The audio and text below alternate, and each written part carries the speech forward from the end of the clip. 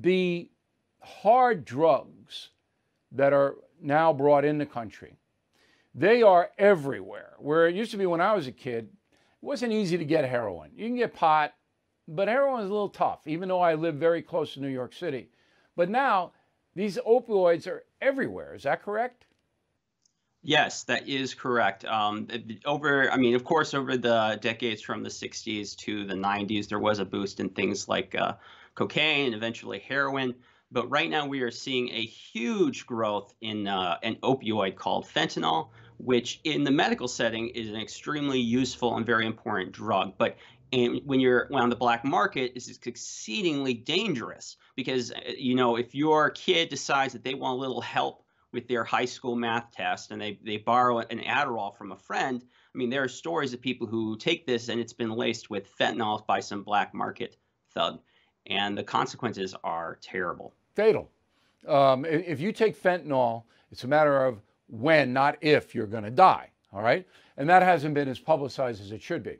But there are accusations that the big pharma, which makes a lot of these opioids, they are flooding the market, and they are as responsible as the Mexican cartels and organized crime. Let's put that into some kind of perspective.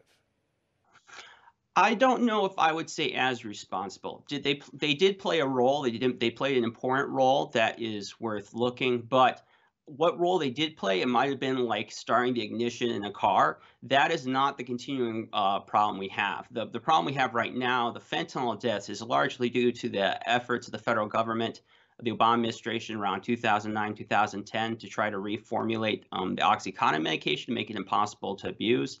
And that became the spark for the use of fentanyl, which eventually became centralized in the illegal drug pipeline. And Yeah, I okay. mean, there are By parts of the trying to country. strangle off the pills coming out of doctors, bad doctors, and this and that, they drove people into the black market. Now, you have also been critical in your articles of the CDC, the Centers for Disease Control in Atlanta.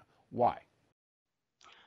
Extremely so. For one, they know what is going on. They have studies. We have new studies that are coming out every week that show that many of the policies they've taken to deal with this issue have not only failed, but made addiction issues and overdoses worse. They basically decided in 2016 that they were going to start a guideline for opioids that got interpreted, maybe unintentionally, but that's hard to tell, as a clarion call to try to solve the opioid crisis by going after prescribers and patients. And all the data we have now says that was a very bad idea. And the CDC is pretty cowardly, so they are not going to admit that they've done anything wrong. I wrote about this in New York Daily News article where they basically were like, yeah, we're not going to be admitting we screwed up anything. That's just not on the agenda, guys. And it's pretty reprehensible. What should have the CDC done? The CDC, I mean, when they know now that they have the stats and it says that putting the pressure on patients and physicians is not solving the crisis and is making it worse, even according to the DEA, who are a big fan of going after physicians, they admit now in their document just this year that about 67% of the drug users they interact with now say their primary reason for using drugs is for the relief of pain. So we know whatever the CDC was trying, it didn't work. No, But they obviously can't the untangle medical themselves community from it. has not been able to control any of this. Really, Peter, there's only one way to control it. And I did my thesis at Harvard on this. I actually went to Singapore because they don't have a drug problem there, because it's punitive there. If you sell drugs, you get really, really harsh prison sentences.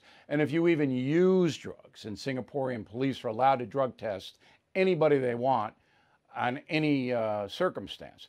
You go to mandatory rehab for 22 months if you have hard drugs in your system. You disappear. So there's no market. There's nobody to sell to.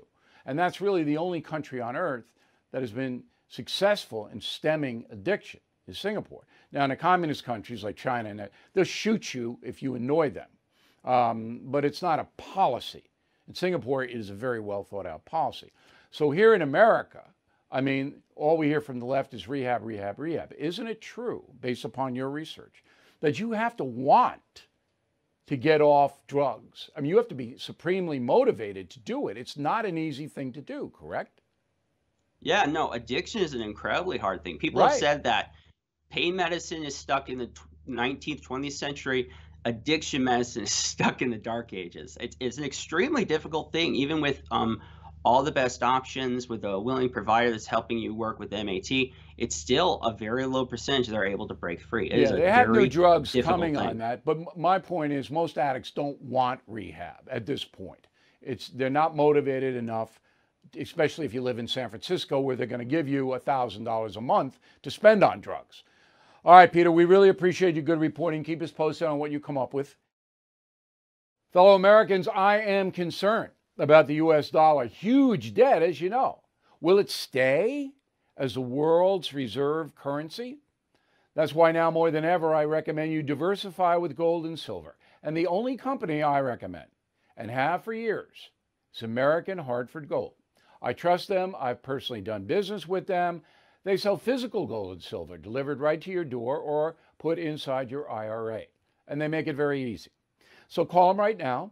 Make sure you tell them Bill O'Reilly sent you, and they will give you up to $2,500 of free silver on your first order. Since I have been recommending American Hartford Gold, gold shot up more than 40%. Silver, more than 60%. So don't wait. Call them now. 866-501-5201.